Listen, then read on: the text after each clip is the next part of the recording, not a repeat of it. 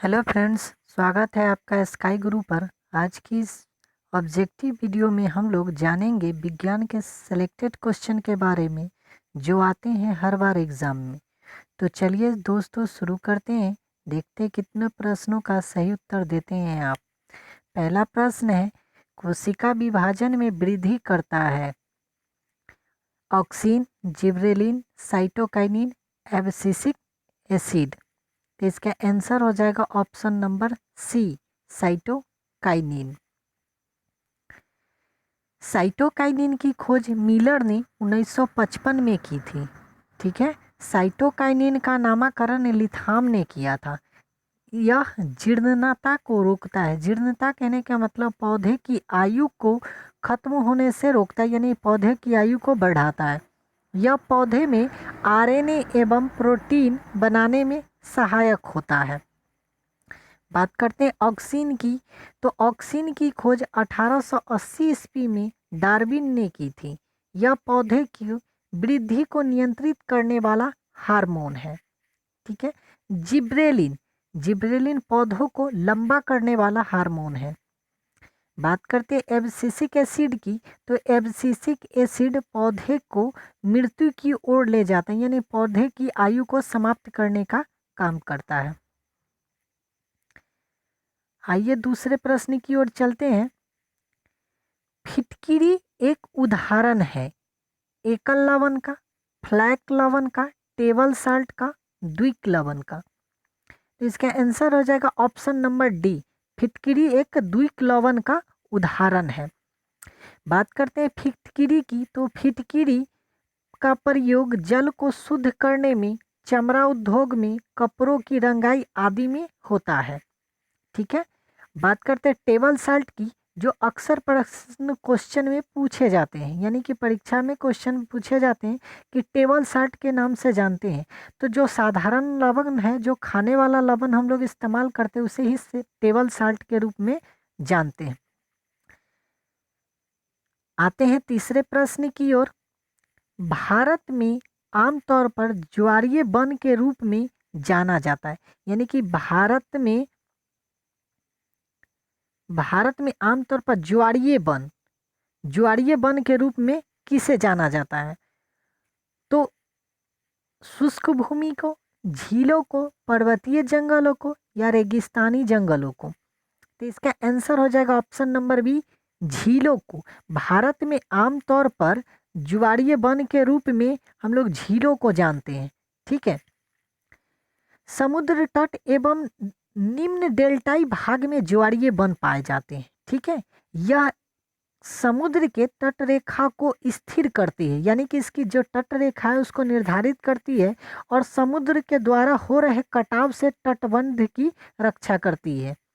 ठीक है, ज्वारीय वन जो है गंगा ब्रह्मपुत्रा डेल्टा में, महानदी कृष्णा, गोदावरी, कावेरी आदि नदियों के डेल्टाई भाग के पूर्वी एवं पश्चिमी तट पर ज्वारीय वन पाए जाते हैं।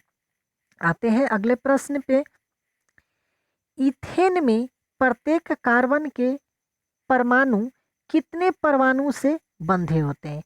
यानी कि जो इथेन में ये कार्बन के जो परमाणु है वह कितने परमाणुओं के साथ बंधे होते हैं?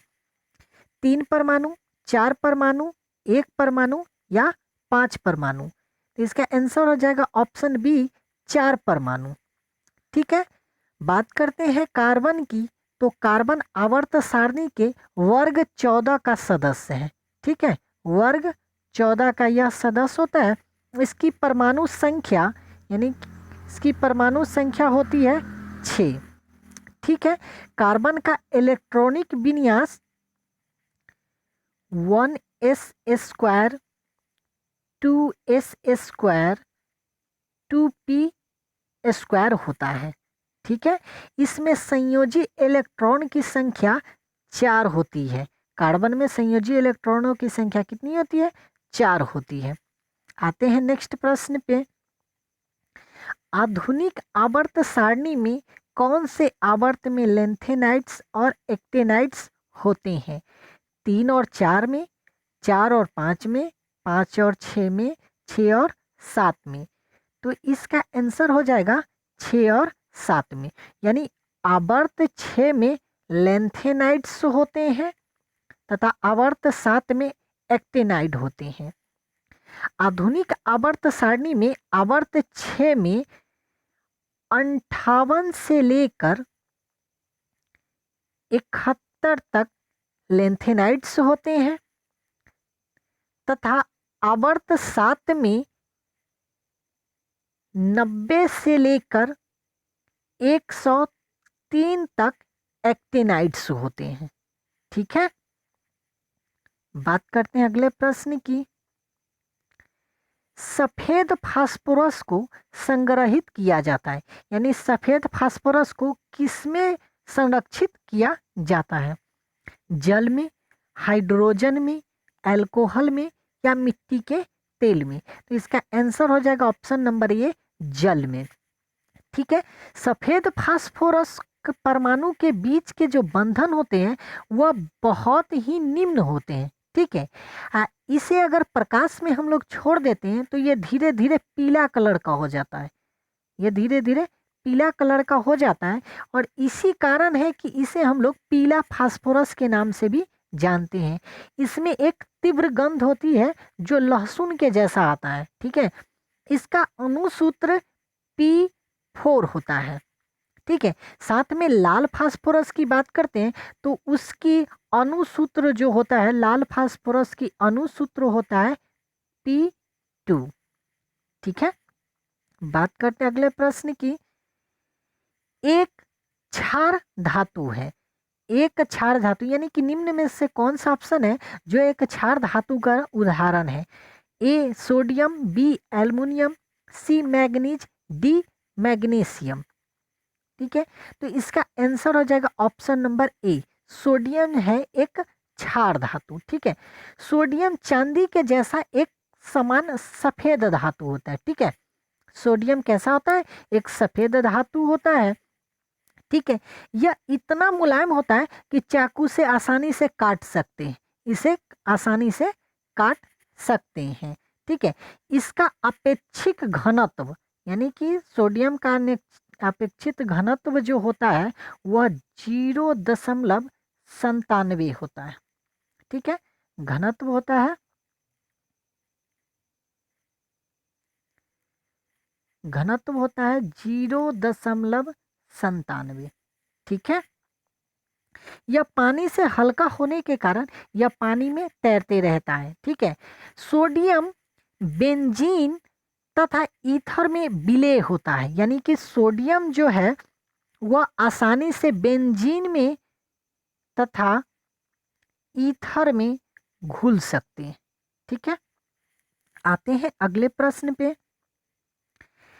किस कोशिका में ढीला बंधन होते हैं ताकि बड़े अंत क्रियात्मक रिक्त स्थान मिल सके? ठीक है, तो कोलेनेकाइमा में, एस्केलेरेकाइमा में, ट्रिकिड में और मृदुतक में, यानी कि पौधे में कौन सी कोशिका होते हैं जिसके अंदर में ढीला बंधन होते हैं ताकि उसके अंदर अभिक्रिया यानी कि उसका जो विभाजन यानी उसकी वृद्धि हो सके, तो उसमें आसानी से उसको फैलने के लिए जगह मिल सके। ठीक है, तो इसका आंसर हो जाएगा ऑप्शन नंबर डी, मृदु उत्तक। मृदु उत्तक जो होता है वह अत्यंत सरल प्रकार का अस्थायी उत्तक होता है तथा इस उत्तक की कोशिका जीवित होती है, गोलाकार होती है, अंडाकार होती है या बहुभुजी आकार की अनियमित आकार का हो सकता है। ठीक है, बहुभुज अनियमित आकार का होता है। इस उत्तक में सघन कोशिका द्रव होते हैं एवं इसके केंद्रक पाया जाता है। ठीक है, इसकी कोशिका भित्ति जो होती है पतली एवं सेल्यूलोज की बनी होती है तथा इसके मध्य में एक बड़ी रसधानी रहती है। ठीक है, आते हैं अगले प्रश्न पे। किस धातु का उपयोग विद्युत के बल्ब के फिलामेंट बनाने के लिए किया जाता है? यानी कि विद्युत का जो बल्ब होता है उसके अंदर का जो फिलामेंट होता है, जो क्लीन बॉल आता है, वो आजकल तो एलईडी का ज़माना है, लेकिन जो फिलामेंट वाला जो बल्ब होता है उसके अंदर किस धातु का प्रयोग किया जाता है फिलामेंट बनाने के लिए? ए निकल, बी लोहा, सी टंगस्टन, डी चांदी। इसका आंसर हो जाएगा ऑप्शन नंबर सी, टंगस्टन। ठीक है, अब बात करते हैं टंगस्टन की। तो भारत में टंगस्टन का उत्पादन डेगान खान में होता है, जो राजस्थान में है। ठीक है, इसका संकेत तो होता है बड़ा वाला डब्लू। ठीक है, इसका गलनांक लगभग 3500 डिग्री सेंटीग्रेड होता है। उम्मीद करते हैं दोस्तों कि ये वीडियो आपको पसंद आया होगा। अगर वीडियो पसंद आया तो प्लीज़ चैनल में लाइक करें, सब्सक्राइब करें तथा अपने दोस्तों में शेयर करें।